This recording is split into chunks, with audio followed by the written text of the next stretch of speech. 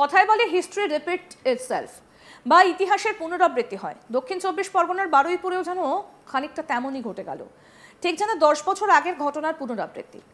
10 বছর আগেও ঠিক একইভাবে বাড়ির উঠোনে নিজের বাগানে কাজ করছিলেন কৃষ্ণা নস্কর নামে দক্ষিণ 24 পরগনার বারুইপুরের এক গৃহবধূ। সেই সময় হাতে চন্দ্রবোরা সাপের কামড় খান। গুরুতর অসুস্থ হয়ে পড়লে পরিবারের সদস্যরা উদ্ধার করে প্রথমে তাকে বারুইপুর মহকুমা হাসপাতাল এবং পরে কলকাতার চিত্তরঞ্জন ন্যাশনাল মেডিকেল কলেজ হাসপাতালে স্থানান্তরিত করা হয়।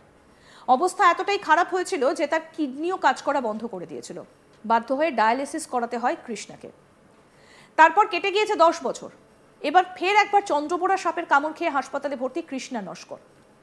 বুধবার বিকেল 5:30 নাগাদ বাড়ির সামনের উঠোনে বাগান পরিষ্কারের কাজ করছিলেন। সেই সময় ফের চন্দ্রবোরা সাপের কামড় খান।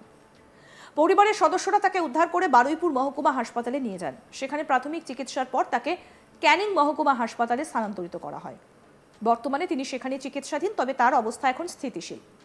সবথেকে বড় কথা, সাপের কামড় খেয়েও জ্যান্ত সাপটিকেই ধরে নিয়ে হাসপাতালে পৌঁছন কৃষ্ণা এবং তার পরিবারের সদস্যরা।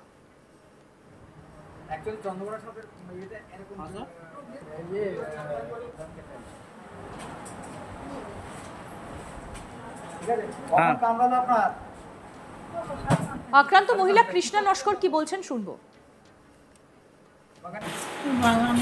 বাগানে কাজ করছিলেন, তারপরে দেখতে পেলেন সবটা? হ্যাঁ, কামড়াবার পরে কি কামড়ালো আমি হয়তো টিমড়ে টিমড়ে, তারপর দেখি ওই ছোট মতন সাপ দেখি গাছের ঘরে। কি সাপ ছিল? ওই তো বললো চন্দ্রবোরা, আমরা ভেবেছি ঢুসে পড়ে না এগুলো। আচ্ছা, এর আগেও আপনাকে একবার সাপে কামড়েছিল? কতদিন আগে সেটা? ওই তো 10 বছর আগে। আচ্ছা। চিকিৎসকেরা জানাচ্ছেন চন্দ্রবোরা একটা বিষধর প্রজাতির সাপ, যেটার কামড়ে মানুষের শরীরে রক্ততঞ্চন প্রক্রিয়া নষ্ট হয়ে যায়, কিডনি কাজ করা বন্ধ করে দেয়। কৃষ্ণাকে এবার যে চন্দ্রবোরা সাপটি কামড়েছিল সেই তুলনায় অনেকটা ছোট। চিকিৎসকদের দাবি সাপ ছোট হলেও বিষের তীব্রতা যথেষ্টই মারাত্মক। তবে ছোট সাপ হওয়ায় তার বিষথলির পরিমাণ ছোট, তাই বড় সাপ এক ছোবলে যতটা বিষ মানুষের শরীরে ঢালতে পারে ছোট সাপ ততটা ঢালতে পারে না। হয়তো সেই কারণেই এবার কৃষ্ণার পরিস্থিতি অতটা খারাপ হয়নি বলে মনে করা হচ্ছে। চিকিৎসক সমরেন্দ্রনাথ রায় কি বলছেন শুনবো। বারুইপুর ব্লক থেকে এক মাঝবয়সী মহিলাকে নিয়ে আসে চন্দ্রবোরা সাপের কামড়ে। সঙ্গে জীবন্ত চন্দ্রবোরা সাপটিকেও নিয়ে এসেছিল, যেটার কোনো প্রয়োজন নেই। তার হাতে কামড় ঘটেছিল। হাসপাতালে আসার পরে তাকে আমরা রক্ত পরীক্ষা করি, যেটা 20 WBCT টেস্ট করা হয়। তখন রক্তটি জমাট বাঁধেনি। তারপরে তাকে যেমন চিকিৎসা করা হয় সরকারি গাইডলাইন অনুযায়ী তাকে চিকিৎসা দেওয়া হয়েছিল ABS দিয়ে, এবং অন্য যেসব আনুষঙ্গিক চিকিৎসা প্রয়োজন সেগুলো দেওয়া হয়। এখন রোগী বিপদমুক্ত। এই মুহূর্তে চারিদিকে চন্দ্রবোরার প্রচুর বাচ্চা দেখা যাচ্ছে এবং কেউটি সাপেরও বাচ্চা দেখা যাচ্ছে।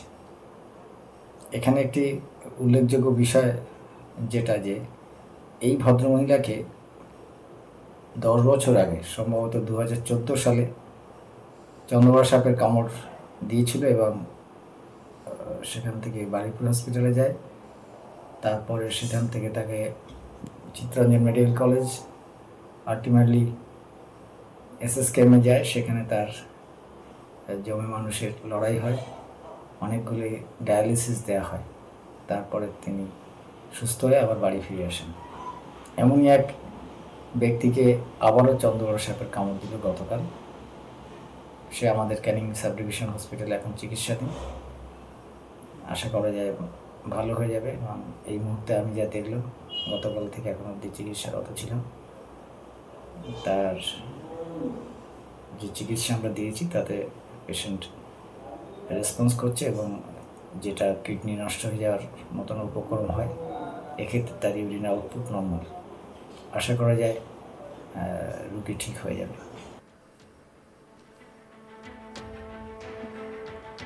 কথায় বলে হিস্ট্রি রিপিট ইটসেলফ বা ইতিহাসের পুনরাবৃত্তি হয়। দক্ষিণ 24 পরগনার বারুইপুরেও যেন তেমনই খানিকটা ঘটে গেল, ঠিক যেন 10 বছর আগের ঘটনার পুনরাবৃত্তি। 10 বছর আগেও ঠিক একইভাবে বাড়ির উঠোনে নিজের বাগানে কাজ করছিলেন কৃষ্ণা নস্কর নামে দক্ষিণ 24 পরগনার বারুইপুরের এক গৃহবধূ। সেই সময় হাতে চন্দ্রবোরা সাপের কামড় খান। গুরুতর অসুস্থ হয়ে পড়লে পরিবারের সদস্যরা উদ্ধার করে প্রথমে তাকে বারুইপুর মহকুমা হাসপাতাল, তারপর কলকাতার চিত্তরঞ্জন ন্যাশনাল মেডিকেল কলেজ হাসপাতালে স্থানান্তরিত করা হয়। অবস্থা এতটাই খারাপ হয়েছিল যে তার কিডনিও কাজ করা বন্ধ করে দিয়েছিল। বাধ্য হয়ে ডায়ালিসিস করাতে হয়। তারপর কেটে গিয়েছে 10 বছর। ফের আবার চন্দ্রবোরা সাপের কামড় খেয়ে হাসপাতালে ভর্তি কৃষ্ণা নস্কর।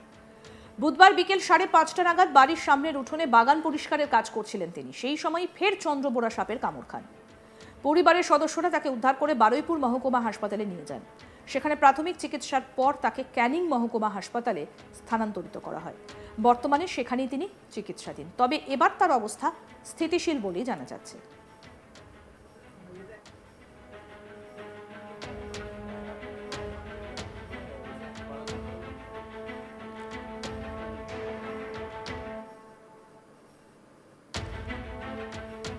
সবচেয়ে বড় কথা, সাপের কামড় খেয়েও জ্যান্ত সাপটাকে ধরে নিয়ে হাসপাতালে পৌঁছন কৃষ্ণা এবং তার পরিবারের সদস্যরা। কি বলছেন আক্রান্ত মহিলা কৃষ্ণা নস্কর, শুনবো। বাগানে কাজ করছিলেন, তারপরে দেখতে পেলেন সাপটা? হ্যাঁ, কামড়াবার পরে কি কামড়ালো আমি হয়তো টিমড়ে তারপর দেখি ওই ছোট মতন সাপ দেখি গাছের ঘরে। কি সাপ ছিল? ওই তো বললো চন্দ্রবোরা, আমরা ভেবেছি ধসে পড়ে না এগুলো। আচ্ছা, এর আগেও আপনাকে একবার সাপে কামড়েছিল? কতদিন আগে সেটা? ওই তো 10 বছর আগে। আচ্ছা। চিকিৎসকেরা জানাচ্ছেন চন্দ্রবোরা একটা বিষধর প্রজাতির সাপ, যেটার কামড়ে মানুষের শরীরে রক্ততঞ্চন প্রক্রিয়া ধীরে ধীরে নষ্ট হয়ে যায়, কিডনি কাজ করা বন্ধ করে দেয়। কৃষ্ণাকে এবার যে চন্দ্রবোরা সাপটি কামড়েছিল সে তুলনায় অনেকটা ছোট। চিকিৎসকদের দাবি সাপ ছোট হলেও বিষের তীব্রতা যথেষ্ট মারাত্মক। তবে ছোট সাপ হওয়ায় তার বিষথলির পরিমাণ ছোট, তাই বড় সাপ এক ছোবলে যতটা বিষ মানুষের শরীরে ঢালতে পারে ছোট সাপ ততটা ঢালতে পারে না। হয়তো সেই কারণেই এবার কৃষ্ণার পরিস্থিতি অতটা খারাপ হয়নি বলে মনে করা হচ্ছে। চিকিৎসক সমরেন্দ্রনাথ রায় কি বলছেন, শুনবো। বারুইপুর ব্লক থেকে এক মাঝবয়সী মহিলাকে নিয়ে আসে চন্দ্রবোরা সাপের কামড়ে। সঙ্গে জীবন্ত চন্দ্রবোরা সাপটিকেও নিয়ে এসেছিল, যেটার কোনো প্রয়োজন নেই। তার হাতে কামড় ঘটেছিল। হাসপাতালে আসার পরে তাকে আমরা রক্ত পরীক্ষা করি, যেটা 20 WBCT টেস্ট করা হয়। তখন রক্তটি জমাট বাঁধেনি। তারপরে তাকে যেমন চিকিৎসা করা হয় সরকারি গাইডলাইন অনুযায়ী তাকে চিকিৎসা দেওয়া হয়েছিল ABS দিয়ে, এবং অন্য যেসব আনুষঙ্গিক চিকিৎসা প্রয়োজন সেগুলো দেওয়া হয়।